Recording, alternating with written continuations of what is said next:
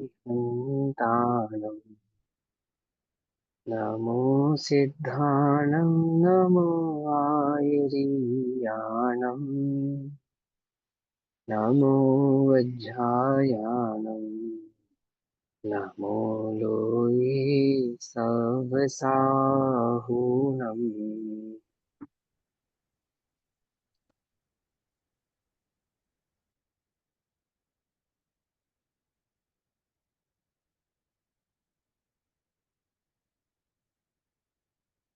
नमः समेसाराय स्वानुभूत्या च काशते चित्स्वभावाय भावाय सर्वभावान्तरच्छिदे।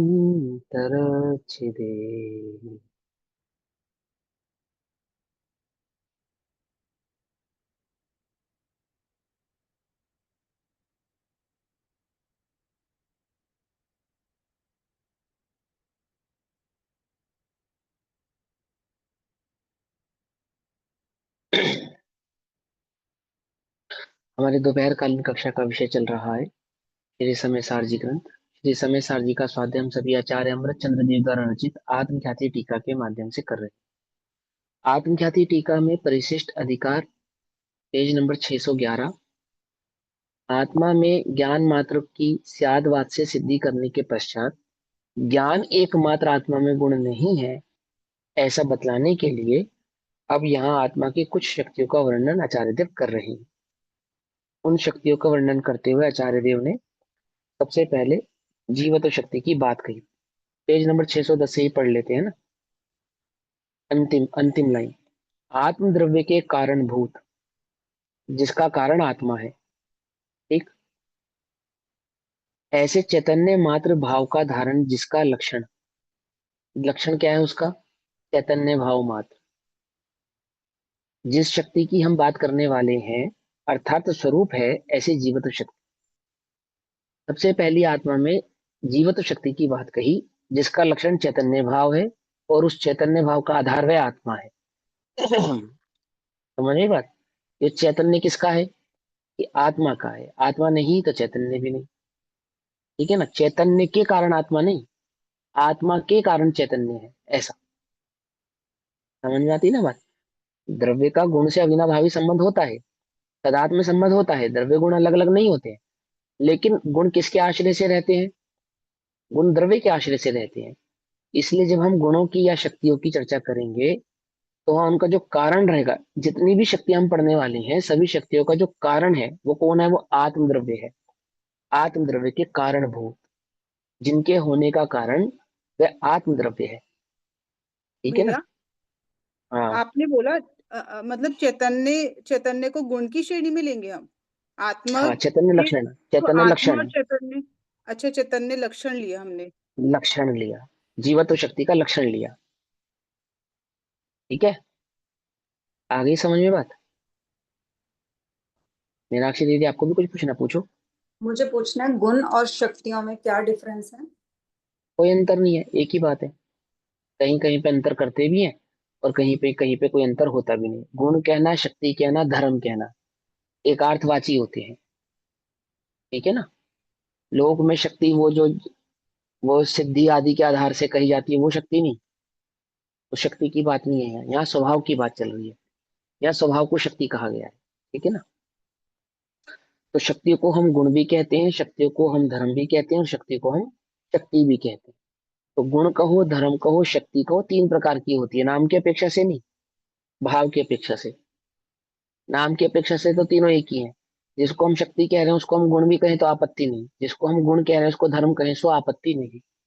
अब धर्म कह दें, जैसे अनेकांत कहेंगे तो वहां जो अनेकांत में अंत शब्द है वो गुण का परिचायक है। ठीक। और जब हम कहेंगे स्यादवाद, तो जब स्यादवाद कहेंगे तो वो स्यादवाद धर्म का परिचायक है।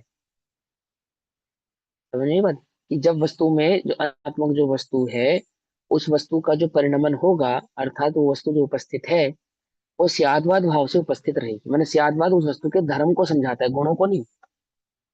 देखो एक मेरी बात समझो, स्याद का मतलब होता है अपेक्षा। तो आत्मा में ज्ञान गुण किस अपेक्षा से है?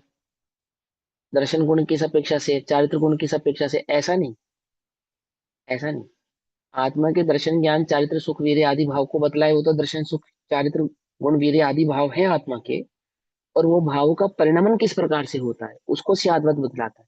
उनका धर्म क्या है, प्रत्येक गुण का धर्म क्या है, उस द्रव्य का धर्म क्या है, वो सियादवत बतलाएगा। बात समझ में आती है नहीं समझ में आती है? जब द्रव्य परिणमित होगा, द्रव्य अपने कार्य को करेगा, अर्थात द्रव्य जो उपस्थित है, तो उपस्थित द्रव्य की स्थिति को दर्शाएगा सियादवाद। अरे हमें तो ये जीव दिख रहा है, बोले जीव नहीं है, फिर वो सियादवाद का रूल आएगा यहाँ पे। हमें तो ये देह जीव दिख रही है, बोले शरीर आत्मा आश्रित, आत्मा और शरीर के सुमेल होने के कारण, दोनों का एक व्यंजन पर्याय होने के कारण इस देह को हम जीव कहते हैं। ये सियादवाद का रूल आ गया। लेकिन जीव जीव है और देह देह है। जीव के गुण देह में नहीं गए और देह के गुण जीव में नहीं गए। ये जो धर्म समझाया, ये किसी गुण के कारण हो रहा है ऐसा नहीं, वो तो वस्तु का धर्म है, उसका कारण समझा रहे हैं कि कोई वस्तु दूसरे वस्तु में जाके नहीं मिलेगी, ये वस्तु का अपना धर्म है, और अपने धर्म को वस्तु छोड़कर अपना कार्य करती नहीं है। जगत में जो भी वस्तुएं उपस्थित हैं, जिनको तुम वस्तुओं के नाम से जानते हो, पुद्गल, वो अपने धर्म के अनुसार ही कार्य करते हैं। जैसे अग्नि का धर्म क्या है, उष्णता, वे जल के भाव को कभी ग्रहण नहीं करेगी। अर्थात अग्नि पे खूब गर्म किया हुआ जल यदि अग्नि में डाला जाए, तो अग्नि को जलाएगा और या बुझाएगा, बुझाएगा ना। तो क्या कहते हैं कि अग्नि जो एक वस्तु है, जल और एक वस्तु है, वे दोनों समान रूप से कार्य करते हुए प्रतीत होने पर भी, जैसे बहुत उबला हुआ गर्म जल तुम्हारा हाथ जलाएगा और अग्नि भी तुम्हारा हाथ जलाएगी, दोनों चीज जलाएंगे ना, ऐसा होने पर भी दोनों ने अपने धर्म को छोड़ा नहीं है। जल में शीतलता जो उसका गुण है, अपने ऐसे शीतल भाव को नहीं छोड़ा, और अग्नि में जो उष्णता गुण है, उस उष्ण भाव को कभी नहीं छोड़ा, नहीं छोड़ा। वो धर्म समझा रहा है आपको, वो सियादवाद से समझाया जाता है। पकड़ में आती है बात नहीं पकड़ में आती? थोड़ी सी ट्रिकी है, लेकिन बात समझ में आ गई तो अनेकांत और सियादवाद का स्वरूप बहुत अच्छे से समझ में आ जाएगा। हाँ क्या कहना है बोलो। मैं बस यही कहना चाहती थी कि मैंने तो कभी पढ़ा नहीं ना, इसलिए मतलब कुछ क्वेश्चंस होते हैं मन में, बस पूछना रह जाती हूँ। पूछ लिया करो, वो तो कोई बात नहीं। अब चलो यहाँ पे समझते हैं। हिमांशु भैया, स्यादवाद हम मतलब कुछ भी समझाना हो उसमें लगा सकते हैं, वस्तु के स्वरूप को समझाने में लगेगा। वस्तु के सब। मतलब जैसे किसी हम को नहीं किस समझाता तो उस उपेक्षा से हम कह सकते हैं कि अपेक्षा से ऐसे भी है, हाँ, ऐसे भी है। देखो जब लोक में किसी भी चीज को सियादवाद तो कहा जाता है, उसको सियादवाद नहीं कहते, है ना। एक अपेक्षा से आप सही, एक अपेक्षा से हम सही, तुम्हारी बात इस अपेक्षा से सही है, हमारी बात इस अपेक्षा से सही है, ये सब सियादवाद का भाव नहीं है। ठीक है, ये तो लोकाचार है, लोक में बात करने के तरीके हैं, ये वाणी के भाव हैं। लेकिन जो वास्तविक सियादवाद है, जो सच्चा सियादवाद है, वो कौन सा है? वो वस्तु परक है। जब हम वस्तु की चर्चा करेंगे, सियादवाद का रूल तब आएगा। जिसको वस्तु की खबर ही नहीं है, वो क्या सियादवाद की चर्चा करेगा? यदि हम ऐसे लोक में सब जगह सियादवाद मानने लगे, तो फिर हमने अन्य आगमकों को सियादवाद से अलग क्यों रखा? जब आचार्य अमरचंद्र देव ने आगम को नमस्कार किया, तो वहां सियादवाद लक्षण है जिसका, ऐसा क्यों कहा?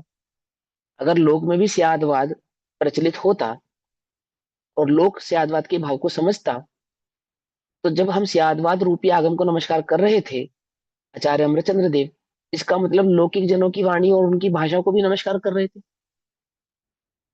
बोलो, इसका मतलब उनकी अपेक्षा को भी वे नमस्कार कर रहे हैं। पकड़ में आई बात नहीं पकड़ में आई? जब तीसरे नंबर के सूत्र में, चौथे नंबर के सूत्र में सियादवाद को लक्षण बनाकर आगम को नमस्कार किया गया पुरुषार्थ सिद्धि उपाय में, समझना। और हम ये स्वीकार करें कि लौकिक जन भी सियादवाद के आधार से ही अपनी चर्चा करते हैं, कहते हैं या बोलते हैं, भले उन्हें मालूम नहीं है पर यूज तो करते ही हैं। तो वहां ऐसा हुआ, उसका अर्थ तो यह हुआ कि आचार्य अमरचंद्र देव ने जिस सियादवाद को नमस्कार किया, वह अन्य आगमों को भी नमस्कार कर दिया, क्योंकि सियादवाद का इस्तेमाल तो किया ही ना, भले उनको नहीं मालूम हो। जैसे हमने कहा कि तुम्हारे भीतर बैठे हुए चैतन्य देव को नमस्कार करती, तो उस चैतन्य देव को तुम तो नहीं पहचानते, लेकिन हमने तो नमस्कार किया ना। कुछ बात समझ में आई? ऐसे जिस सियादवाद का इस्तेमाल आप लोग कर रहे हैं, यूज आप कर रहे हैं, भले ही आप नहीं पहचानते, पर हमने तो उसको नमस्कार कर दिया ना। तो ऐसा नहीं है, ऐसा अर्थ नहीं है इसका। आप अपनी बात को कहने के लिए कुछ भी सिद्ध करने के लिए बात किसी भी प्रकार से कहें, उसकी बात नहीं है। लेकिन स्यादवाद की समझ सिर्फ उसी को होगी जिसे वस्तु की समझ होगी। या यूं कहे कि बिना वस्तु को दृष्टि में लिए स्यादवाद, वाणी में भाव, स्यादवाद भाव आता ही नहीं है, आ नहीं सकता। नहीं तो फिर वही बात सिद्ध हो जाएगी, किसी एक अपेक्षा से बौद्ध मत सही है, किसी एक अपेक्षा से वो सांख्य मत सही है, फिर तो वही बात आ जाएगी। वो अपेक्षा कैसे सही हो सकती है उसकी? अपेक्षा सही होने के लिए वस्तु को दृष्टि में होना अनिवार्य है। हम वस्तु को भली प्रकार से पहचानते हैं, हम तुम्हारी अपेक्षा को सही कह गए वो एक अलग बात है, परंतु तुम्हारी अपेक्षा से जो तुम्हारी अपेक्षा है वो बिल्कुल गलत है, बिल्कुल भी सही नहीं है, क्योंकि तुम वस्तु को पहचानते ही नहीं हो। बिना वस्तु की चर्चा किए स्यादवाद नहीं आता, नहीं सिद्धि होती। स्यादवाद कब आता है? जब वस्तु की चर्चा करेंगे तभी आएगा। और वस्तु की चर्चा कब होगी? जब वस्तु का स्वभाव समझ में आए, वस्तु की दृष्टि हो, अथवा हम वस्तु को समझने का प्रयास करें, तो स्यादवाद लगेगा। ऐसे जहां मर्जी इसको भी स्यादवाद कहना, ये स्यादवाद का लक्षण नहीं है, ये तो लोकाचार का लक्षण है। जिसको हम स्यादवाद कह देते हैं वो स्यादवाद नहीं है। समझ में ये बात? नहीं समझ में है? आती है ये बात समझ में? ऐसे ही जगत में किसी को भी स्यादवाद कहते हैं, वो स्यादवाद नहीं है। ठीक है ना? हाँ, चलो अब सुनो 610 नंबर का भाव। आत्म द्रव्य के कारणभूत। और एक बात समझो, स्यादवाद सिर्फ और सिर्फ वस्तु को समझाने में लगता है और बाकी जगह नहीं लगता। वस्तु स्वरूप को समझाने में ही लगेगा। कोई अन्य बात समझाने में स्यादवाद लगता हो तो ऐसा नहीं है। हम जिन पर्यायों के स्वरूप को समझाने में स्यादवाद का प्रयोग करते हैं, बेसिकली वो स्यादवाद उन पर्यायों के स्वरूप को तो तुम जब समझोगे, उन पर्यायों के होने का जो कारण द्रव्य है, वस्तु है, जब उसको समझोगे। समझे या नहीं समझे? जैसे आचार, मैंने आपको पहले भी एक बार बताया, कारण शुद्ध पर्याय के संदर्भ में गुरुदेव से प्रश्न पूछा गया कि गुरुदेव, ये कारण शुद्ध पर्याय की बात होती है तो कोई कारण शुद्ध द्रव्य भी होगा? तो उसने वस्तु स्वरूप समझा ही नहीं। तब गुरुदेव ने बोला कि भाई बिना द्रव्य के पर्याय नहीं होती, और जिसे हम कारण शुद्ध पर्याय कह रहे हैं, हम तो कारण शुद्ध द्रव्य की ही बात कर रहे हैं।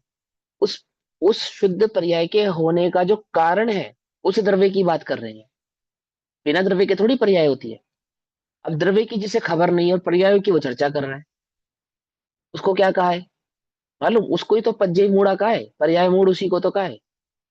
जैसे द्रव्य की खबर नहीं है और पर्याय की चर्चा कर रहा है, पर्याय से वस्तु समझ रहा है, पर्याय को वस्तु समझ रहा है, तो वो स्यादवाद की चर्चा कर रहा है। बोले नहीं, उसको आज गुरुदेव की भाषा में कहूं तो गुरुदेव ने कहा फूदड़ीवाद। क्या कहा? फूदड़ीवाद। निश्चय से ऐसा होता है, व्यवहार से ऐसा होता है। बोले ये तो फूदड़ीवाद है। निश्चय से ऐसा होता है और व्यवहार से ऐसा नहीं होता है, ये स्यादवाद है। किसका वचन है ये गुरुदेव का वचन है। बोले निश्चय से भी होता है, व्यवहार से भी होता है, इसको स्यादवाद नहीं कहते। समझे या नहीं समझे? हाँ हाँ, नहीं जैसे हमने सुना हुआ है ना, एक बार महावीर स्वामी के कोई दोस्त आते हैं तो वो माता से पूछते हैं कि माता महावीर स्वामी कहाँ है?" वो कहते हैं ऊपर है। ऊपर की मंजिल में जाते हैं तो वो नहीं होते, उनके फादर बैठे होते हैं, उनसे पूछते हैं, वो कहते हैं नीचे है। सुनो तो सुनो सुनो, यहाँ पे ये फिर वो का सेम कहानियां, बात हाँ कैसे लगा दी 50 है कहानियां उन्होंने? सुनी है ऐसी। हाँ वो स्यादवाद कुछ नहीं है, कुछ उसको नहीं है स्यादवाद ना। नहीं कहते हैं। हाँ इसको स्यादवाद नहीं कहते हैं, ठीक है। आपको समझाने के लिए कह दिया कि वो 7 मंजिल के महल पे, अगर वो चौथे मंजिल पे रहते हैं, सबसे नीचे से कह दिया ऊपर है, वो सबसे ऊपर चले गए, ऊपर वालों ने कह दिया नीचे है, तो ना माता ने झूठ बोला ना पिता ने। ये सब नहीं, ऐसा नहीं, ये स्यादवाद का स्वरूप नहीं है। स्यादवाद की सिद्धि बिना वस्तु को जाने नहीं होती, नहीं होती और नहीं होती। इन सब लच्छेदार उदाहरणों से स्यादवाद सिद्ध नहीं होता। ठीक है ना? इनको से इनको स्यादवाद नहीं कहते। ठीक है ना? हाँ, अपेक्षा और स्यादवाद में अंतर होता है। अब कहेंगे कि वहां स्याद का अर्थ अपेक्षा ही तो होता है। जो लोक में अपेक्षा इस्तेमाल करते हैं, जिसको तुमने स्यादवाद नाम दिया, लौकिक अपेक्षाओं को जिसको हमने स्यादवाद नाम दिया, वो बेसिकली स्यादवाद नहीं है, वो लोकाचार है। जैसे व्यवहार धर्म को उपचार से हमने धर्म कहा, आचार्य ने देह आश्रित होने वाली क्रियाओं को धर्म कहा, तो धर्म कहा या धर्म माना?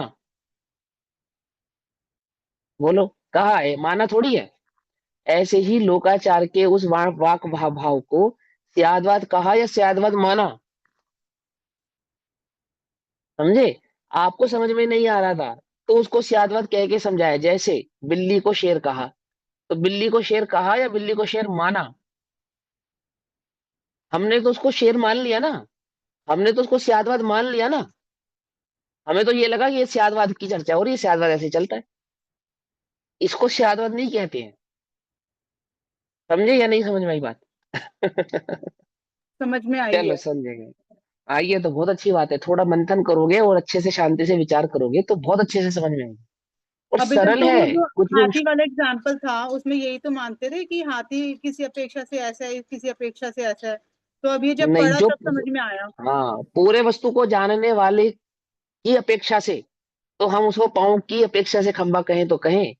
लेकिन उसके एक मत को स्वीकार कर लें, यदि उसकी एक अपेक्षा सही है ऐसा स्वीकार कर ले, तो गड़बड़ हो जाएगी आपकी मान्यता में। फिर गड़बड़ है, क्योंकि उसके लिए हाथी खंबे के समान, हाथी खंबे रूप है। संपूर्ण हाथी को खंबा जानता है वो। तो पहलेंगे, पता है कितने सारे प्रश्न है। सबसे पहले वो हाथी को नहीं पहचानता, दूसरी बात वो खंबे को भी नहीं पहचानता, क्योंकि वो जन्मांध है ना। तो उसका खंबा कहना भी ऐसा ही है जैसा अन्य की बात को सुनकर उसको हाथी कहना। समझ में आई बात, नहीं समझ में आई? वस्तु जिसकी दृष्टि में नहीं है, जो वस्तु को पहचानता नहीं है, जिसे वस्तु के लक्षण का कोई भाव नहीं, वो वस्तु के बारे में जो भी कह रहा है सब बकवास है, उसको बकवास कहा। त्यागवाद नहीं कहा उसको। समझे? उसकी उस बकवास बात को सुधार करता है सियादवाद। जैसे लोक में लौकिक जन वस्तु स्वरूप को नहीं पहचानने वाले आत्मा के विषय में कोई भी बकवास करते हैं, उनकी उस मिथ्या बकवास, बकवास एक बहुत सुंदर शब्द है ये व्याकरण का, ठीक है ना। वास नहीं है, एक्चुअल शब्द होता है बकवाद। द सा नहीं है उसमें। समझे? उस बकवाद को स्यादवाद क्या करता है, सुधारता है। आई बात समझ में? कुछ भी कहने वाले को वस्तु उसकी दृष्टि में लेकर आता है। जैसे हमारी किसी से द्वेष हो जाए किसी से द्वेष हो जाए, फिर हम उसके बारे में क्या करते हैं? अब उसके गुण तो हमारी दृष्टि से ओझल हो गए, है ना। बकवाद। व्यक्ति भी ओझल हो गया। हाँ, अब उसके विषय में हम जो भी कहेंगे, तो तुम जो भी कह रहे हो वो व्यक्ति के विषय में कह रहे हो या तुम्हारा द्वेष कह रहा है? बोलो। द्वेष कह रहा है। ऐसे ही वस्तु के संदर्भ में वो वस्तु स्वरूप को नहीं जानने वाला जो भी कह रहा है, वो उसका अज्ञान कह रहा है, वो सियादवाद का एक पक्ष नहीं कह रहा है। कुछ बात समझ में आई या नहीं समझ में? जैसे हमारा द्वेष बोलता है, इतना ही प्रिय हो हमारा, उसके प्रति में द्वेष हो जाए, फिर क्या होता है? जैसे सेठ सुदर्शन की कथा आती है, तो सेठ सुदर्शन को रानी के पक्ष में, मतलब विपरीत भाव के कारण उसको सजा सुनाई गई। आपको क्या लगता है कि उस सेठ सुदर्शन के कर्म को देख कैसा तीव्र था? कि बस राजा की नजरों में सेठ सुदर्शन विरोधी था, गलत था, ऐसा लगता है आपको? बोलो। ऐसा नहीं है। राजा मंत्रियों से सलाह लेगा नहीं लेगा? मंत्री ने भी स्वीकार किया होगा कि हाँ सेठ सुदर्शन गलत है। कुछ बात समझ में आई? जब पूरे जनमानस के सामने ये फैसला सुनाया गया होगा, तो सारे जनमानस ने स्वीकार किया होगा कि शेर सुदर्शन गलत है। क्यों? राजा न्यायी था। जनमानस कह सकता था नहीं शेर सुदर्शन गलत नहीं हो सकता, राजा विचार कर सकता था। और जनमानस ने स्वीकार किया होगा नहीं शेर सुदर्शन गलत है। और कोई बड़ी बात नहीं है कि शेर सुदर्शन के पुत्रों को भी लगा हो क्या कि हम तो अपने पिता को बड़ा धर्मात्मा समझते थे, और ये कैसे निकले? बोलो। क्योंकि चारों तरफ से जो सबूत थे वो क्या दर्शा रहे थे? शेर सुदर्शन की नग्नता, उसका रानीवास में प्रवेश, ये क्या दर्शा रहे थे? ये तो ये दर्शा रहे थे कि शेर सुदर्शन गलत है। अगर किसी के भी चित्त में ये बात रहे कि नहीं वो गलत नहीं है, मतलब किसी भी एक स्ट्रॉन्ग पर्सन के हाथ में, तो बात आती हो सामने की नहीं उसने स्वीकार नहीं किया। पर ऐसा नहीं होता है। ज्ञानियों के जीवन में जब पापोदय आता है तो किस प्रकार से आता है? ज्ञानी हो चाहे अज्ञानी हो, कैसे आता है? तो हम जब कहानी पढ़ते हैं हमें लगता है सेठ मैंने राजा को लगा होगा सेठ गलत है इसलिए राजा ने हुक्म दे दिया, ऐसे थोड़ी राजा ने हुक्म दे दिया। कुछ बात समझ में आई या नहीं समझ में? रानी ने आरोप लगाया, मंत्रियों ने स्वीकार किया, 4 गवाही देने वाले भी थे। उसकी रानी की दासी थी ना, गवाही दे रही थी जो, है ना। तो जब गवाही सुन रहे थे, प्रत्यक्ष को प्रमाण की आवश्यकता नहीं है, और प्रत्यक्ष दिख भी रहा था, और गवाही देने वाले भी मौजूद थे। तो सुनने वालों के चित्त में क्या था? ये शेर सुदर्शन सही है, ऐसा था, ऐसा लगता है आपको? और वो मौन, वो एक शब्द ना कहे, उनका मौन तो और सिद्ध कर रहा था कि वो गलत है। क्या? उनका मौन उन्हें धर्मात्मा थोड़ी सिद्ध कर रहा था, उनका मौन तो ये सिद्ध कर रहा था कि वो शर्मिंदा है, यही सिद्ध कर रहा था ना। उनको अपनी गलती पे ऐसा लग रहा है कि अब वो कुछ कहने लायक नहीं है, बोले क्या? क्या चर्चा चलती होगी उधर? हम तो इसे धर्मात्मा समझते हैं, ये कुछ बोल क्यों नहीं रहा? अरे भाई बोलेगा क्यों, जब रंगे हाथ पकड़ा गया है तो क्या बोलेगा? ऐसे ऐसे चर्चा चलती होगी, और शेर सुदर्शन के कानों पे नहीं पड़ती होगी? पड़ती होगी ना। नजर उठा के नहीं देखते, क्यों नहीं उठा रहा नजर? शर्मिंदा है ये, इसलिए नजर नहीं उठा रहा। कौन बोल रहा है ये? कौन बोल रहा है? उसके उसका पाप का उदय बोल रहा है। कोई व्यक्ति थोड़ी बोल रहा है, कोई व्यक्ति थोड़ी बोल रहा है। लेकिन बात क्या है, अब वो सर्वांगिक वस्तु स्वरूप को जाने, वही सत्य बोल सकता है बस। जो वस्तु स्वरूप को पहचानता ही नहीं, वो क्या कहेगा? क्या कहेगा? अब जो वस्तु स्वरूप को जानने वाला था वो देव, है ना, शेर सुदर्शन के विषय में, वो आया। अब वो चाहता तो राजा को स्वप्न दे सकता था, सारी प्रजा को स्वप्न दे सकता था, है ना, और सिद्ध कर सकता था स्वप्न देगा कि नहीं ऐसा नहीं ऐसा है। और सूली का सिंहासन बनाया गया, सारी प्रजा के समक्ष बनाया गया। क्यों बनाया गया? इसलिए बनाया गया। कुछ बात समझ में आई? उसका यश इस प्रकार से होना था, सिद्ध किया उसने कि नहीं ये सजा के लायक नहीं है। आप जिसको सजा दे रहे हो, ये सजा का अधिकारी नहीं है। अब जितनों ने भी ये भावना धारण कर ली थी अंतरंग में, क्या, कि भाई वो तो गलत है, उसने ऐसा किया और उसने ऐसा किया, आदि आदि आदि, कुछ की भावना बदली होगी, कुछ की नहीं भी बदली होगी। कुछ ऐसा भी समझ सकते हैं, ये चमत्कार दिखा के अपने को सही सिद्ध कर रहा है। नहीं स्वीकार कर रहे हम चमत्कार को। कुछ बात समझ में आती है नहीं आती है? विचारधारा कैसी होती है, किस प्रकार से होती है मालूम? कभी तुम फंसे हो किसी चक्कर में? किसी झूठे आरोप में फंसे हो कभी? नहीं? अच्छा, तो तुम्हें समझ में आएगा वस्तु स्वरूप कैसे काम करता है, किस प्रकार से वो कार्य करता है।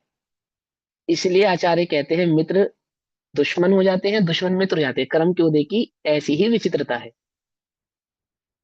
ऐसी ही विचित्रता। अब उसको सर्वांगीण भाव से सोचोगे तब समझ में आएगा। हम यहाँ समझा रहे हैं स्यादवाद के संदर्भ में, कि वो स्यादवादी किसी एक अपेक्षा से सही तभी हो पाएगा जब उसकी दृष्टि में वस्तु होगी, चाहे वस्तु का एक ही पक्ष क्यों ना हो, परंतु वस्तु को देखे बिना यदि वस्तु के संदर्भ में कोई भी बात कही जाए तो वो किसी भी अपेक्षा से सही नहीं होती है। समझ में आती है बात? नहीं समझ में आती है? समझ में आती है। अगर हम किसी एक अपेक्षा से इसको स्वीकार करेंगे तो ये ब्लंडर मिस्टेक है, ये ब्लंडर मिस्टेक है, ठीक है। नहीं तो जब जैन दर्शन का विरोध लिखने वाले जैन धर्म के बारे में विरोध लिख रहे थे, चाहे वो शंकराचार्य रहे चाहे अन्य कोई भी रहे, है ना। अब ये रिकॉर्ड होगा, जो लोग सुनेंगे स्यादवाद के संदर्भ में उनके काम आएगी, इसलिए ये बात बता रहा हूँ, दार्शनिक बात। तो वहां वो उस संदर्भ में ये बात कहते ना कि जैन दर्शन हमारी इस मान्यता को तो स्वीकार करता है, ऐसा कहते हो, पर उन्होंने नहीं स्वीकार किया ऐसा। क्या कहा? बौद्ध मत जब जैन दर्शन का विरोध लिख रहा है अपने आगमों में, तो वहां उस बात को कहता, क्या कहता, कि जैन मत हमारी इस मान्यता को तो स्वीकार करता है। सांख्य मत क्या कहता, कि जैन मत हमारी इस मान्यता को तो स्वीकार करता है। कहता या नहीं कहता? बोलो। मीमांसक कहता कि ये हमारी इस मान्यता को स्वीकार करता है, पर उन्होंने नहीं कहा ऐसा, क्योंकि किसी भी एक मान्यता को जैन दर्शन ने स्वीकार नहीं किया। उनकी वस्तु के संदर्भ में सभी पक्षों को जैन दर्शन ने स्वीकार किया, परंतु उनकी जन्मांध सिंधुर विधानम निषेध्य, समझ में बात नहीं समझे, निषेध कर दिया उसका, स्वीकार नहीं किया, सापेक्ष स्वीकारम ऐसा नहीं किया, निषेध किया उसको, क्योंकि उसे वस्तु की समझ और खबर नहीं है। एक जगत में व्यक्ति जिसको आत्मा की खबर नहीं है, समझ नहीं है, वो भी कहता है मैं आत्मा हूं, और एक सम्यक दृष्टि कहता है मैं आत्मा हूं, है ना। सम्यक दृष्टि छोड़ो, दो मिथ्या दृष्टि, एक जैन स्वाध्याय मिथ्या दृष्टि कहे मैं आत्मा हूं, और एक नॉन जैन व्यक्ति कहे मैं आत्मा हूं। बोलो सही कह रहा है या गलत कह रहा है, कौन सही है दोनों में? पता है क्या कहेंगे? जन्मांध निषेध्य, निषेध्य जन्मांध सिंदूर विधानम। उसका आत्मा कहना झूठा है, क्योंकि वह तो शरीर को भी आत्मा कहता है, वह तो पुद्गल को भी आत्मा कहता है। कुछ बात समझ में आती नहीं थी? वो आत्मा किसे नहीं कहता, बोलो लोक में वह आत्मा किसे नहीं कहता, क्योंकि वह ये कहता है कि मैं आत्मा हूं इसलिए वह सत्य है। ऐसा नहीं है, ऐसा नहीं है। बोलो उसको पूछो, वो स्पर्श रस गंध वर्ण से भिन्न आत्मा को पहचानता है? यदि नहीं पहचानता है तो उसका ये कहना कि मैं आत्मा हूं किसी भी अपेक्षा से सत्य नहीं है। कुछ बात समझ में आई या नहीं समझ में आई? बोलो किस अपेक्षा से हम आत्मा को स्पर्श रस गंध वर्ण वाला स्वीकार करें? हम किसी अपेक्षा से स्वीकार नहीं करेंगे, किसी अपेक्षा से स्वीकार नहीं करेंगे। और नियम सार जी में ऐसा है, आचार्य देव ने ऐसा कहा भी है। पता है क्या कहा? निश्चय को तो कहा स्वभाव, और व्यवहार को कहा विभाव। क्या कहा? क्या कहा? विभाव। विभाव को नहीं स्वीकारे। क्या कह रहे हो? हमने तो सुना था निश्चय और व्यवहार दोनों क्या है? वस्तु स्वरूप को बदलाने वाले दो भाव हैं, मोक्ष मार्ग की प्ररूपणा है। तो व्यवहार प्ररूपणा को नहीं स्वीकारना तो स्वभाव की ओर जाएगा, ये कहा। स्वभाव माने विभाव की प्ररूपणा स्वीकार ही नहीं करनी। अब बोलो, ये तो जैनाचार्य कह रहे हैं, जिस व्यवहार को हम स्वीकार करते हैं नहीं करते हैं? बोलो निश्चय और व्यवहार हम स्वीकार करते हैं नहीं करते हैं? करें या नहीं करें? अब तुम वस्तु स्वरूप समझो, वहां व्यवहार को स्वीकार ही नहीं किया गया, उसको तो कह ही दिया ना झूठा। झूठा। अब हम झूठ की अपेक्षा से ये माने कि वस्तु में ये भाव है, तो झूठे भाव को स्वीकार करें या नहीं करें? क्या कहता है जैन मत? करें या नहीं करें? कि झूठा हम कहते तो है, स्वीकार नहीं करते हैं। तो कहते क्यों हो? क्योंकि सच्चा तेरी समझ में नहीं आता है, हमारी मजबूरी है कि हमें व्यवहार से कहना पड़ता है। समझना तो सच्चे को, हमने कब कहा तुझे व्यवहार स्वीकार कर? हम तो नहीं कहते तुझसे। आई हुआ समझ में? नहीं समझ में आई? इसलिए समझो, वो जो तुम्हें अपेक्षा का जो तुम्हारे चित्त में वो जो तुमने बनाया है ना, ये अपेक्षा का अर्थ ये होता है, वो वास्तविक अर्थ नहीं होता है उसका अर्थ। माने स्यादवाद का वास्तविक अर्थ ये नहीं होता है जो हमारे चित्त में बैठा है। अर्थ क्या होता है वास्तविक? सबसे पहले पहले वस्तु दिखेगी, तब स्यादवाद समझ में आएगा। उस व्यक्ति को लाओ जिस व्यक्ति के संदर्भ में हम बात कर रहे हैं। जगत में ऐसा कोई वो व्यक्ति ही नहीं है उसके संदर्भ में हम बात कर रहे हैं। कुछ बात समझ नहीं है? ही नहीं, उपस्थिति नहीं है, उसके उपस्थित होने के कोई लक्षण भी नहीं है। और जिन लक्षणों को आप बतला रहे हो लक्षणों से वो सिद्ध भी नहीं हो रहा, और हम उसकी चर्चा कर रहे हैं और उसको हम स्यादवाद भी कह रहे हैं। कैसे हो गया भैया स्यादवाद? स्यादवाद होने के लिए उसका होना अनिवार्य है। स्यादवाद किसकी सिद्धि करता है? अस्तित्व की, छह द्रव्यों के अस्तित्व भाव की सिद्धि करता है। नास्तित्व भाव की सिद्धि क्या करता है? कि एक द्रव्य का पक्ष दूसरे में नहीं है, इस नास्तित्व भाव की सिद्धि करता है। बस जगत में वस्तु ही नहीं है, उसकी सिद्धि नहीं। बोल छह द्रव्यों की चर्चा हुई ना, तो स्यादवाद की एक अपेक्षा से सातवें द्रव्य की चर्चा कर लो, कर लो। क्यों भैया? किसी एक अपेक्षा से सात द्रव्य भी हो सकते हैं, ऐसा स्यादवाद कहता है नहीं कहता है? क्यों नहीं कहता? और मैं आपको बताऊं सिद्ध किया जा सकता है। ये सात द्रव्य होते हैं। क्या बात कर रहे हो भैया? अब मैं तुम्हें सिद्ध कराने के चक्कर में उलझाना नहीं चाहता, पर सच्ची है, जिसको समझना हो पर्सनल समझ लेना मुझसे। सात द्रव्य सिद्ध किए जा सकते हैं अपेक्षा से। पता है ये बात? नहीं पता? लेकिन ठीक है, अब वो स्यादवाद का जैसे अर्थ थोड़ा ये है ही बता नहीं दो ना, फिर। स्यादवाद का अर्थ ये है ही नहीं ना। जैसे जैसे लोक में ऐसे मत है जिन्होंने 5 द्रव्य स्वीकार करे, उन्होंने छठे काल द्रव्य को स्वीकार नहीं किया, काल को द्रव्य स्वीकार नहीं किया, है ना, ऐसा लोक में मत है ना। तब जैन दर्शन ने काल को द्रव्य सिद्ध किया और उसको निरस्त माने अस्थि काय के रूप में स्वीकार नहीं किया।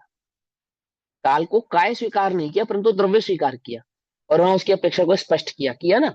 मालूम है ये बातें दोनों, है ना, कि काल को द्रव्य स्वीकार करते हैं परंतु काय स्वीकार नहीं करते, है ना।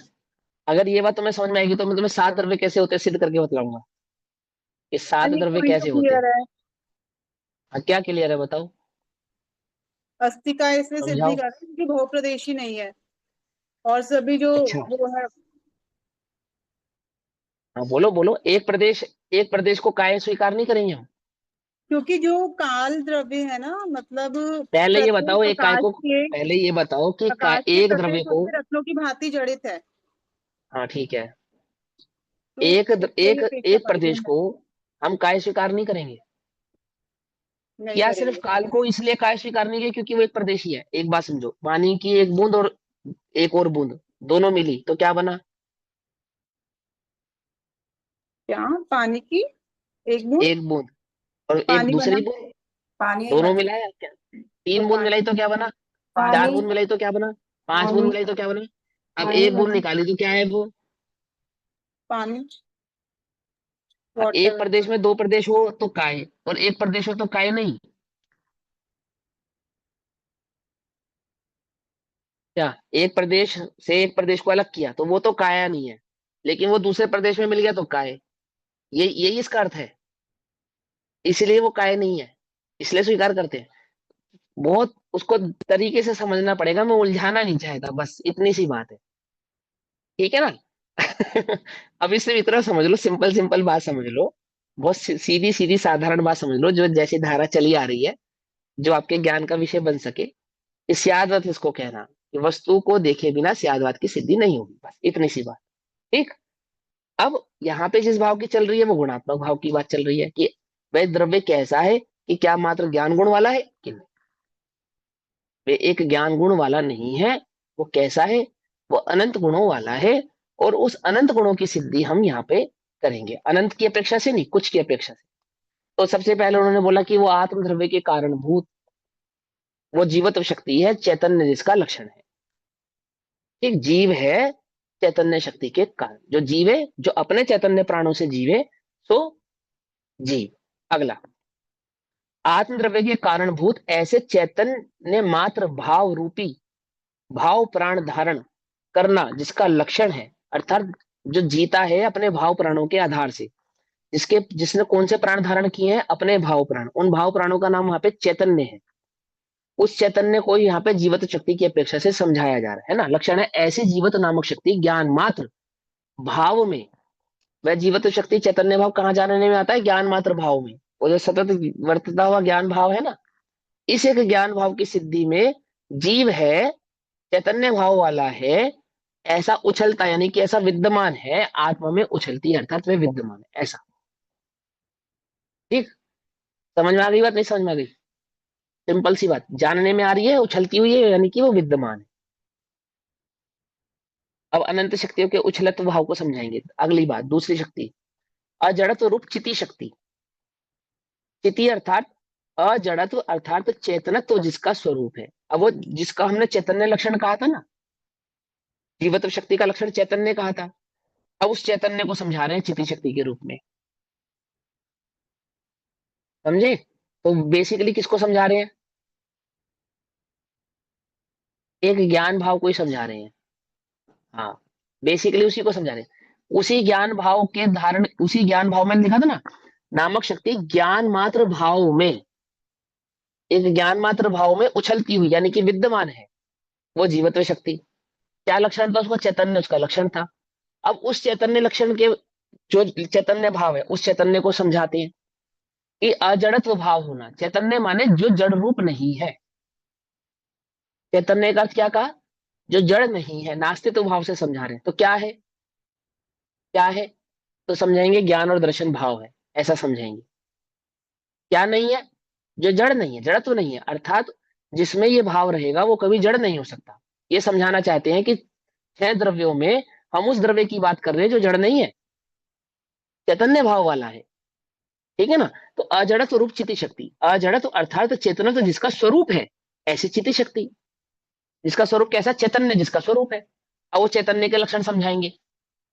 वो चैतन्य कैसा है पता है ना, पिछली गाथाओं में और शास्त्रीय उपाय आदि सभी ग्रंथों में समझाया ना, चेतना कैसे बनती है, 2 गुणों का मिश्रण है वहां पे, ज्ञान और दर्शन। ज्ञान और दर्शन के समभाव को, समाहित भाव को क्या कहते हैं, चैतन्य भाव कहते हैं। उस चैतन्य को जिसने धारण किया है वो जीवत्व शक्ति की अपेक्षा से कहलाता है, और वो जीवत्व शक्ति का धारी कौन है, वो आत्मा है। तो शक्ति में से शक्ति, शक्ति में से शक्ति, शक्ति में से शक्ति निकाल कर बतला रहे हैं आपको। और मूल शक्ति किसको बनाते हैं, उस ज्ञान भाव को। बोले तुम्हें ज्ञान भाव का धारण करते हो अर्थात ज्ञान मात्र से चैतन्य को स्वीकार करते हो, तो चैतन्य कैसा है कि वो चैतन्य जीवत्व शक्ति वाला है। वो जीवत्व कैसा है, चैतन्य शक्ति वाला है। वो चैतन्य कैसा है, ज्ञान और दर्शन शक्ति वाला है। अब ज्ञान और दर्शन की बात करेंगे तो क्या कहते हैं, देखो, अनाकार उपयोगमयी दृश्य शक्ति, जिसको हम दर्शन गुण कहते हैं, आत्मा का देखने वाला गुण। अनाकार उपयोगमयी, अनाकार मतलब अन माने नहीं और आकार माने स्वरूप, जिसका कोई स्वरूप स्वरूप। हाँ, जिसका कोई स्वरूप नहीं, जो वस्तु को देखती तो है परंतु स्वरूप के आधार से नहीं देखती, अस्तित्व मात्र। अस्तित्व मात्र का अवलोकन करती है। आहा, अस्तित्व, वो क्या है ऐसा नहीं, कौन है ऐसा नहीं, कितना है ऐसा नहीं, है। जैसे 6 द्रव्यों में अस्तित्व गुण है ना, है, ऐसे 6 है को एक है करके है, ये दर्शन शक्ति है, देखने रूप शक्ति है।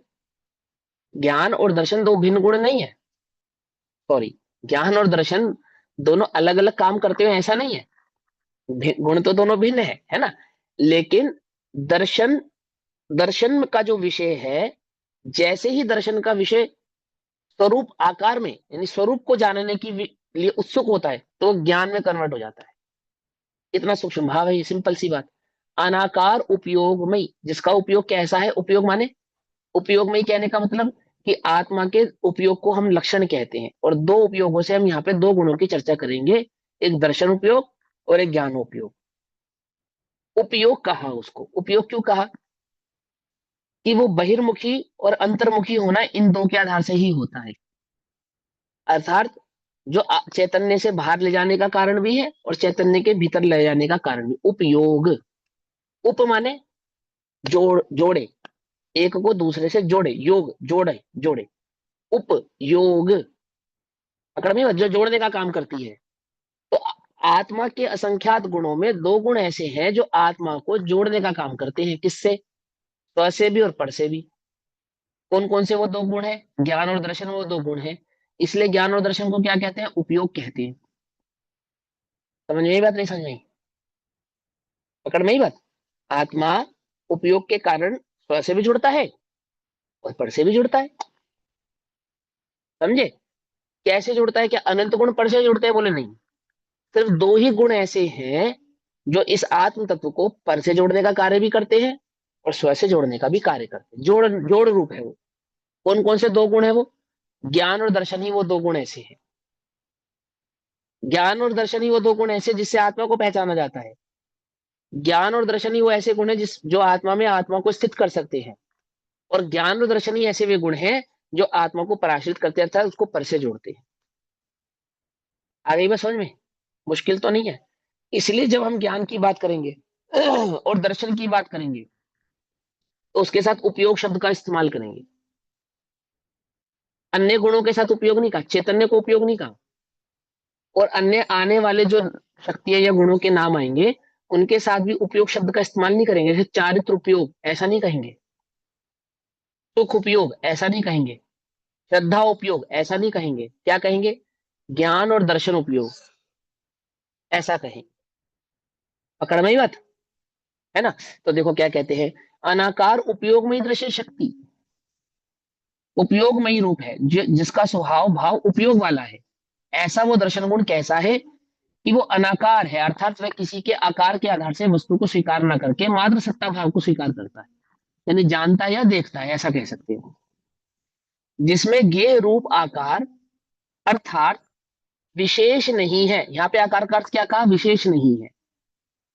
तो बस सिंपल सिंपल आकार जब भी शब्द आए अध्यात्म में, एक ही बात याद रखना, स्वरूप की बात चल रही है, कंफ्यूजन होगा ही नहीं। आकार यदि याद रखोगे, मैंने आकार को आकार की अपेक्षा से देखोगे, तो वो सिवाय स्ट्रक्चर के और कुछ नहीं दिखाई देगा तुमको। ठीक है, समझ में आती है ना बात? तो क्या कहते हैं देखो, जिसमें गे रूप यानी कि जितने भी पदार्थ है जगत में, कितने पदार्थ है जगत में? 6। सहो पदार्थों को विशेष नहीं है, जिसके जो विशेष भाव से नहीं जानती। ये जीव है, ये पुद्गल है, ये धर्म है, ये धर्म है, ये आकाश है, काल, ऐसा नहीं करता ये दर्शन उपयोग, ऐसे नहीं जानता। कैसे जानता है बस है। ठीक। दर्शन क्रिया शक्ति है ना, ऐसे दर्शनोपयोग में सत्ता मात्र पदार्थ, दर्शनोपयोग में, दर्शनों उपयोगमय, दर्शन गुण कैसा है? उपयोग वाला है ना। तो दर्शनोपयोगमय सत्ता मात्र, सत्ता मात्र अस्तित्व मात्र पदार्थ में उपयुक्त होने रूप दृश्य शक्ति अर्थात दर्शन क्रिया रूप शक्ति। दूसरे नंबर, तीसरे नंबर की शक्ति जिसका नाम है दर्शन उपयोग गुण या दर्शन उपयोग शक्ति। कैसी है वो?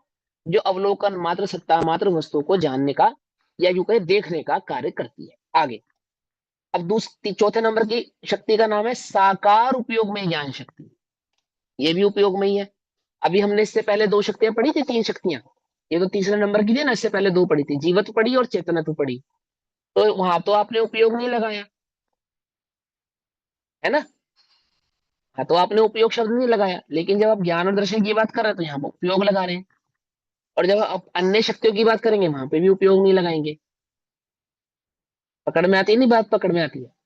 और उपयोग को क्या माना? जीव का लक्षण माना। माना या नहीं माना? उपयोग को जीव का लक्षण कहा है ना। क्या है? जीव से उपयोग से जीव, हाँ, उपयोगो लक्षणम ऐसा कहा ना। तो जीव को उपयोगो लक्षणम कहा। और यहां तो हमने सुना था कि चैतन्य मात्र भाव जिसका लक्षण है, पहली शक्ति में तो ऐसा कहा। पकड़ में आई बात? नहीं पकड़ में आ रही है? इसको लिंक कर पा रहे हो? तो ज्ञान और दर्शन लक्षण है जीव का, वो ज्ञान और दर्शन बनते हैं चैतन्य। वो चैतन्य लक्षण किसका है? जीवत्व शक्ति का। वो जीव कौन है? वो आत्मा। इसलिए उपयोग को लक्षण कहा। उसी उपयोग लक्षण को यहाँ पे चैतन्य भाव कह के बतलाया। जब जीव का लक्षण बतलाया, जब जीव के स्वभाव को बतलाया, तो लक्षण उसको चैतन्य को बनाया। और उसी चैतन्य को जब और खोला तो दर्शन और ज्ञान समझाया। तो दर्शन और ज्ञान क्या बन गए? जीव के लक्षण बन गए। अब जब इन्हीं दर्शन और ज्ञान को जब इकट्ठा एक साथ कहेंगे तो क्या कहेंगे? चैतन्य लक्षण। समझ में आई बात? इसका लक्षण जीव का। और वो जीव कौन है? वो आत्म तत्व ही वो जीव है ना। अब यहाँ पे ज्ञान शक्ति की बात कर रहे हैं कि दर्शन उपयोग कैसा है? जो स्वरूप का भेद किए बिना वस्तु के अस्तित्व मात्र का अवलोकन करता है। और ज्ञानोपयोग कैसा है? जो वस्तु को भेद कर करके भली प्रकार से पूरा जानता है। कैसा जानता है? ये जीव है, ये पुद्गल है, धर्म है, ये आकाश है, ये काल है।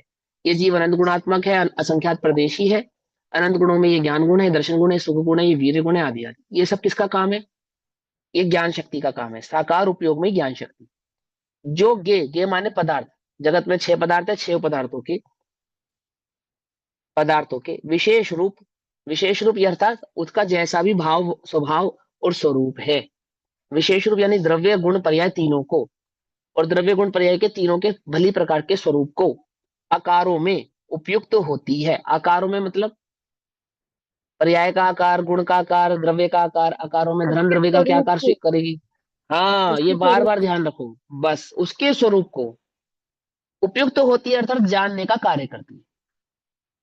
ऐसी ज्ञान उपयोग में ज्ञान शक्ति। ये 4 शक्तियां हो गई। सिंपल है ना। अब आगे चलते हैं। अनाकुलता जिसका लक्षण, इसको उपयोग नहीं कह रहे, इसको उपयोग नहीं कह रहे। अब इसका लक्षण क्या बताएंगे?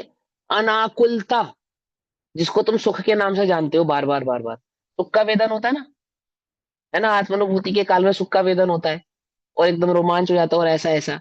उस सुख को समझा रहे हैं वहां क्या है वो, उसका लक्षण क्या है, उस सुख का लक्षण क्या है, कैसा सुख भाषित होता है, अनाकुलता जिसका लक्षण है।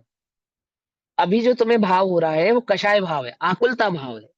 जिस सुख का तुम अभी वर्तमान में वेदन करते हो, जिन मंद कषायों को सुख मान के तुम वेदन करते हो, वो बेसिकली आकुलता वाली है। और यहां हम जिस सुख की बात करेंगे उसका लक्षण अनाकुलता है, अनाकुलता। और अनाकुलता लक्षण, अनाकुलता जिसका लक्षण है, देखो पहले मैं पढ़ देता हूं। अनाकुलता जिसका लक्षण है अर्थात स्वरूप है, स्वरूप है ऐसी सुख शक्ति, 5वें नंबर की शक्ति है सुख शक्ति। क्यों भैया, आत्म अनुभव होता है तो सुख का वेदन होता है। तो कैसे होता है, कैसे होता है, अरे उस चैतन्य में जो अनाकुल भाव, जो चैतन्य में आपका उपयोग हुआ ना, उपयुक्त तो हुआ एक जानन भाव से, तो क्या हो गया, जीव उस क्षण के लिए निकषाय भाव को धारण करता है, निराकुल भाव को धारण करता है। उस परिणाम को, उस अनुभूति को निराकुल कहते हैं। इसलिए वहां सुख का वेदन हुआ कहा जाता है। लेकिन आप सुख का वेदन बिना चैतन्य भाव के नहीं कर सकते, क्योंकि पहली पहली शक्ति में ये नियम लिखाया है, ज्ञान मात्र भाव में उछलती है। वो दर्शन, वो ज्ञान, वो कहाँ जानने में आएंगे, वो चैतन्य उस ज्ञान भाव मात्र में जानने में आएंगे। चैतन्य कहाँ जानने में आएगा, वो ज्ञान मात्र भाव में जानने में आएगा। ऐसे ही वो सुख कहाँ जानने में आएगा, कहाँ अनुभव होगा, वो ज्ञान मात्र का जो वेदन है, वो जो ज्ञान मात्र का वेदन है वही सुख का वेदन है, ये समझा रहे हैं यहाँ पे। क्योंकि हमने आत्मा को क्या कहा, ज्ञान मात्र कहा। अनुभूति के काल में ज्ञान दर्शन सुख वीर्य मात्र नहीं, ज्ञान मात्र। क्योंकि उस ज्ञान मात्र के वेदन में, उस ज्ञान मात्र का वेदन कैसा है, ज्ञान मात्र का वेदन चैतन्य भाव वाला है, ज्ञान मात्र का वेदन दर्शन भाव वाला है, ज्ञान मात्र का वेदन ज्ञान वाला है, और वही ज्ञान मात्र का वेदन सुख भाव वाला है। निराकुलता उसका लक्षण है। पकड़ में ही बात, नहीं पकड़ में ही? भेद करेगा आत्मा की अनुभूति के काल में तो गड़बड़ हो जाएगी। ज्ञान अलग जानेगा, सुख अलग जानेगा, ऐसे नहीं होगा। उस ज्ञान मात्र के वेदन को ही सुख, तो सुख है वहां पे। वो क्यों हुआ तुझे निराकुल अनुभव, उस ज्ञान मात्र के अनुभव में निराकुलता का अनुभव क्यों हो रहा है, क्योंकि सुख नामक एक गुण है उसके अंदर, जो उस ज्ञान मात्र से ही जानने में आता है। समझ में आ रही है बात, नहीं समझ में आ रही है? क्यों कह रहा हूं मैं ये बात? मिथ्या कल्पना करके आत्मानुभूति नहीं होगी, और मिथ्या कल्पना करके किसी भी भाव को आत्मानुभूति मान भी मत लेना। समझे या नहीं समझे? किसी भी परिणाम को आत्मानुभूति स्वीकार नहीं करना। एक चैतन्य भाव मात्र है वो, एक चैतन्य भाव मात्र। मैंने पहले ही बताया, दर्शन ज्ञान सुख वीर्य चारित्र को कैसे जानते हैं, एक चैतन्य भाव मात्र रूप होकर जानते हैं बस। अनंत गुणों को जानने वाले वो केवली भी अनंत गुणों को जानते हुए भी वेदन एक चैतन्य भाव मात्र का करते हैं। बोले क्यों? क्योंकि उस चैतन्य में ही अनंत गुणों का वेदन है। चैतन्य का वेदन ही अनंत गुणों का वेदन है, अन्य किसी गुण का वेदन आत्मा का वेदन नहीं है। क्या कह रहे हो भैया? वास्तविक बात तो यही है। इसलिए सम्यक दृष्टि यानी कि चौथे गुण स्थान में होने वाला आत्मानुभव और केवल ज्ञानियों के आत्मानुभव में अंतर नहीं है, यही अंतर नहीं है उसका, उसके अंतर में ये अंतर नहीं है कि ना अनंत गुणों रूप होकर यहाँ वेदन करता है, और ना अनंत गुण रूप होकर वहां वेदन करता है। यहाँ पे भी चैतन्य भाव रूप मात्र का वेदन करता है, और वहां पे भी चैतन्य भाव रूप मात्र का वेदन होता है। अंतर बस इतना है कि यहाँ ज्ञान स्वपर प्रकाशक है ना, जो ज्ञान वो केवल ज्ञान के साथ अनंत गुणों को भी जानता है, और ये अनंत गुणों को सिर्फ तर्क अनुमान और न्याय के आधार से जानता है बस। जितना इसका क्षेत्रफल है उसके आधार से जानता है, वेदन नहीं करता। ज्ञान के वेदन को ही अनंत गुणों का वेदन का है। बोले क्यों? उसकी सत्ता उसके साथ ही रहते हैं ना, अलग नहीं है उससे कुछ। तो द्रव्य है, द्रव्य को स्वीकार किया, द्रव्य अनंत गुणात्मक होते हैं, इसको स्वीकार किया। और वे अनंत गुणात्मक जानने में जहां आएंगे, कहाँ जानने में आते हैं, ज्ञान में जानने में आते हैं, भेद करके जानने में आते हैं, अभेद करके जानने में आते हैं। कि केवल ज्ञान की अपेक्षा से भेद भी जानते हैं, पर अनुभूति में भेद होता नहीं है। ज्ञान मात्र का वेदन ही आत्मा का वेदन है, आत्मा का वेदन ही अनंत गुणों का वेदन है। पकड़ में ही बात, नहीं पकड़ में ही? अगर तुम्हें ये कल्पना हो कि अनुभूति के काल में ऐसा होगा ऐसा होगा, कुछ नहीं होगा। वो चैतन्य भाव मात्र में उपयोग स्थित होता है, और वही अपने आप में निराकुल होता है, सुख वाला होता है। अनंत गुणों का वेदन उसी को कहते हैं और किसी को नहीं कहते। और ज्ञान में एकत्व भाव कौन सा है? ये जो अभी तुम्हारे को खुली आंखों से वर्तता हुआ ज्ञान है, ज्ञान है, यही उसका लक्षण है। इसी ज्ञान धारा में एकत्व भाव को पकड़ता है ना जब, और इसमें किसको छोड़ देता है? पर भाव का त्याग कर देता है, और ज्ञान मात्र जानन जानन जानन जानन भाव में एकत्व हो जाता है। समझे? कैसा? जानने वाले रूप से नहीं, गायक भाव रूप से एकत्व हो जाता है। उस एकत्व को अनुभूति कहते हैं। अनुभूति कैसी होती है वो? अब कैसी होती है, जब हम ये चर्चा करेंगे कैसी होती है, तो हमें पशब्द नहीं, हम कहेंगे निराकुल होती है, आनंदमयी होती है, रोमांच होता है, ऐसा तो कुछ नहीं होता है, चैतन्य भाव मात्र होता है, चैतन्य भाव मात्र होता है ना। और वो चैतन्य है, अद्भुत है, सुख का वेदन है, सब कुछ है, लेकिन है वो सब चैतन्य ही। कुछ बात समझ में आ रही है? नहीं समझ में आ रही है? है वो बस चैतन्य ही, और कुछ नहीं है। ज्ञान मात्र भाव में, ज्ञान मात्र भाव में आत्मा में उछलती है। उछलती है मतलब है, विद्यमान है, विद्यमान है। हाँ, वह विद्यमान है। उपस्थित है वहां पर। हाँ, उपस्थित है वो वहां पे, उस ज्ञान की अनुभूति में, चैतन्य की अनुभूति में। वो मात्र चैतन्य गुण नहीं है, अनंत गुणात्मक आत्मा है वो। उसको कहते उछलना, उसको कहते उछलना। उछलती हुई तुम्हें दिखेगी, दे रही कि उछल रही है, उछल रही है, ऐसी उछलनी नहीं। ऐसा उछलाव नहीं है वहां। उछलती, है? विलसती, ये सब हाँ, पर्यायवाची हुए ना भैया। विलसती का मतलब भी वही हाँ, हुआ, विद्यमान विलसती, है। हाँ हाँ, विलसती का अर्थ भी वही होता है, विलसना, उछलना, ये सब विद्यमान के ही घेरा द्योतक होते हैं। करना, आदि आदि। हाँ, सब एक ही बात है, एक ही बात है, देखो। स्फुरायमान होना। हाँ, स्फुरायमान भी कहते हैं उसको। अब देखो, शब्द तो उसके बहुत सारे, पता है क्यों? देखो क्या है, कि उसके प्रति जो भाव है ना, वो प्रस्तुत करना है। तो जब हमें किसी के प्रति भाव प्रस्तुत करना होता है, जैसे हमने किसी की खूबसूरती का वर्णन करना है, तो इतना भी कहा जा सकता है कि सुंदर है, कह सकते हैं ना, बात खत्म। लेकिन जब राग ज्यादा हो, तब इतनी बात से बात नहीं बनेगी। उसका बहुमान लाने के लिए क्या, कितना कुछ कहना पड़ेगा। लेकिन जितना कुछ आपने कहा, सबका मतलब क्या है? कि वो सुंदर है, बस इतना ही उसका मतलब है, और तो कुछ मतलब नहीं है उस बात। ऐसे ही ज्ञान मात्र है, उस ज्ञान मात्र में अनंत गुणात्मक वस्तु, वो आत्मा विद्यमान है, सुंदरता का अनंत अर्थ गुणों के तो साथ। ऐसा बता दिया ना, मिस यूनिवर्स, मिस वर्ल्ड, ऐसे ऐसे करके एक्सप्लेन हाँ, कर ये दिया। सब का है ना। हाँ, सब वो सारे करेंगे, लेकिन अर्थ क्या है सबका? अर्थ तो यही है ना, सुंदर है, बस। खत्म हो गई बात। ऐसी वो स्फुरमान, विद्यमान, उछलती हुई, विलसती हुई, आदि आदि आदि। उसका मतलब क्या है? वो चैतन्य भाव मात्र के वेदन को ही तुम उस अनंत गुणात्मक का वेदन समझो, क्योंकि वहां वो अनंत रूप से विद्यमान है, बस इतना उसका अर्थ है। धोखा मत खाना। यदि वास्तव में उस आत्मा का अनुभव करना चाहते हो, तो उस आत्मा के स्वरूप में धोखा मत खाना। समझे? चलो, 5वें नंबर की सुख शक्ति। अब आगे, स्वरूप की माने अपने रूप की। अब मेरा रूप कैसा है? ज्ञान दर्शन सुख वीर्य वाला नहीं, वो अखंड चैतन्य भाव मात्र, जिसको हमने आत्मा कहा, उसकी। तो स्वरूप की रचना की सामर्थ्य रूप वीर शक्ति। क्या कहा? स्वरूप की अर्थात आत्म स्वरूप की रचना की सामर्थ्य रूप वीर शक्ति। वीर शक्ति का अर्थ सीधा सीधा इतना समझो, कि जो है पने की सामर्थ्य है, अनंत गुणों के है पने की जो सामर्थ्य है, उसको वहां वीर शक्ति कहते हैं। समझे? अनंत गुण है, हाँ है। अनंत होते हुए भी अखंड रूप से है, कि हाँ है। और वे अखंड कभी खंड खंड रूप नहीं होते, कि हाँ बिल्कुल नहीं होते। और वे अखंड के अखंड अनंत रूप से परिणमित होते हैं, अखंड होते हुए भी अनंत रूप से परिणमित होते हैं, कि हाँ ऐसा होते हैं। ये जो बल है, उस द्रव्य में इस प्रकार के परिणमन का जो बल है, उस बल का नाम है वीर शक्ति, बस।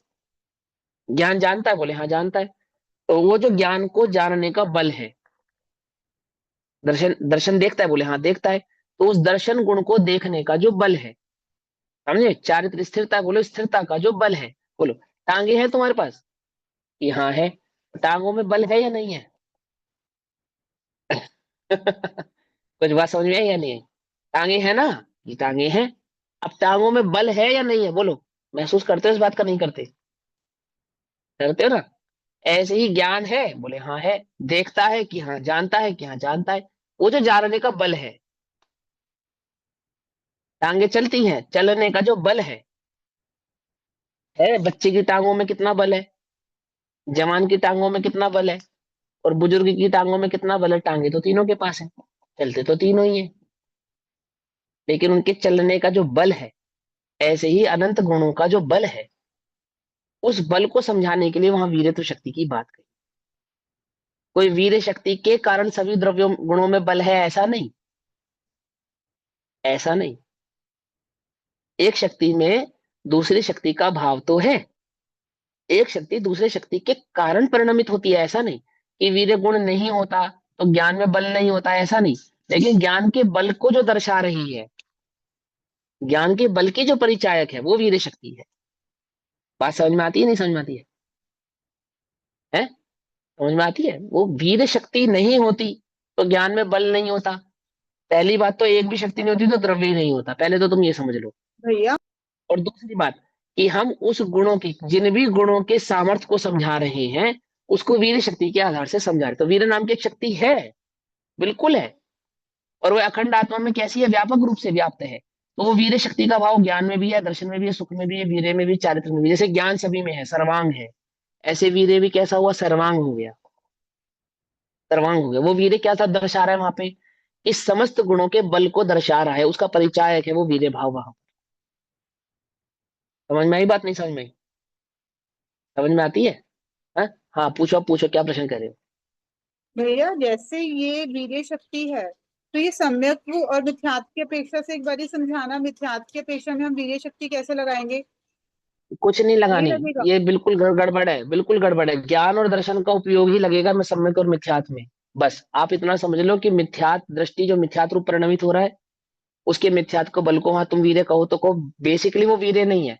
वीर्य शक्ति का काम सम्यक और मिथ्यात करना नहीं है। जो अखंड आत्मा है, उस अखंड आत्मा के जो अनंत गुण है, उन अनंत गुणों में होने वाला जो अखंड भाव से परिणमन है और भिन्न भिन्न परिणमन है, उसका जो का त्यों बनाए रखना। वो संचेतन भाव से निरंतर परिणमित होते रहना, उसका जो बल है, उस बल की परिचायक, परिचायक माने दर्शाने वाली, वो वीर्य शक्ति है। उस बल को तो दर्शाने ऐसा वाली भी वीर्य कुछ शक्ति, कह देखो। सकते हैं कि अपने को अगर अपने को अभी सम्यक प्रकट नहीं हो रहा, वो वीर्य शक्ति अपनी कम ज्यादा है, उस अपेक्षा से अपने को सम्यक, ये वाली अपेक्षा भी लगती है यहाँ पर इन शक्तियों में? नहीं, देखो, हम भेद करके जब समझाते तो वो हैं, अंतराय तो वाला लगता है। पुरुषार्थ का बल है, अंतराय है, ये सब पराश्रित कथन है, ये सब पराश्रित कथन है। ठीक है ना? जब हम ये कहें कि अंतराय के कारण नहीं हो रहा है, अथवा हम ये कहते हैं कि जीव के पुरुषार्थ की कमी है ना? देखो, आप मुझे एक बात समझो, जो सम्य दर्शन प्रकट करेगा, वो ज्ञान करेगा या जीव करेगा?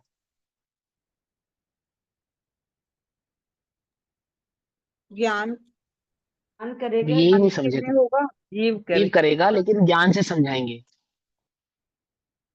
समझे? करेगा जीव, समझाएंगे ज्ञान से। ऐसे ही उस जीव का जो परिणमन होगा, उस परिणमन में जो बल होगा, वो कैसे, अब उस ज्ञान के बल को वीर्य शक्ति से समझाएंगे। पर वीर्य शक्ति और जीव और ज्ञान अलग अलग है क्या? कुछ अलग नहीं है। पहले ही कहा, नहीं करना छल ग्रहण, यदि हो कहीं कुछ स्खलन। हम भेद करके कहेंगे, तुम भेद स्वीकार मत करना। तुम भेद करके कल्पना करोगे, विचार करोगे, तो वस्तु स्वरूप समझ में नहीं आएगा। अब कोई ज्ञान दर्शन सुख वीर्य अलग अलग होकर काम करते हैं क्या? बोले ऐसा कुछ नहीं है। ज्ञान जो ज्ञान कार्य कर रहा है, वो ज्ञान का वीर्य है। ज्ञान मिथ्यात्व रूप से कार्य कर रहा है, तो ज्ञान का मिथ्यात्व रूप वीर्य हो गया, उस वीर्य को भी मिथ्यात्व कह दिया। और ज्ञान सम्यक रूप से कार्य करेगा, तो ज्ञान के उस बल को, सम्यक भाव के बल को, उसकी वीर्य शक्ति कह दिया। लेकिन बेसिकली कर कौन रहा है? कोई अनंत, उस अखंड आत्मा में कोई एक द्रव्य, एक गुण काम कर रहा है, ऐसा नहीं है। पूरा का पूरा द्रव्य ही कर रहा है वो जो कर रहा है।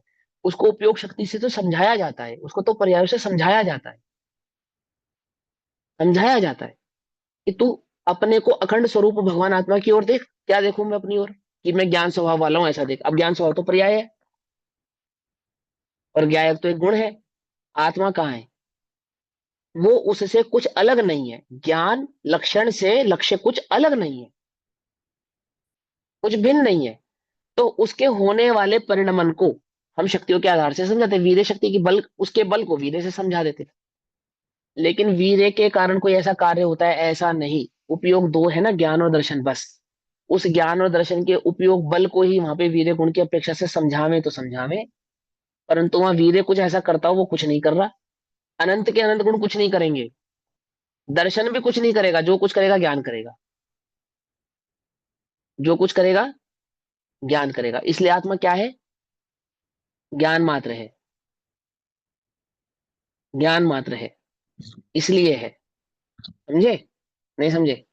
आगे बात समझ में? चलो। तो वीर्य शक्ति, रचना की सामर्थ्य रूप वीर्य शक्ति 6 शक्तियां हुई। अब इस समय हुआ, बाकी चर्चा हम कल करेंगे। तब तक के लिए सभी को जय जिनेन्द्र। ओम नमः सिद्धेभ्य। निज निधि निज में बताई, यह अनंत उपकार है, उसके लिए जिनवाणी माँ को वंदना शतबार। नमो ओरियंत। भैया भैया एक क्वेश्चन।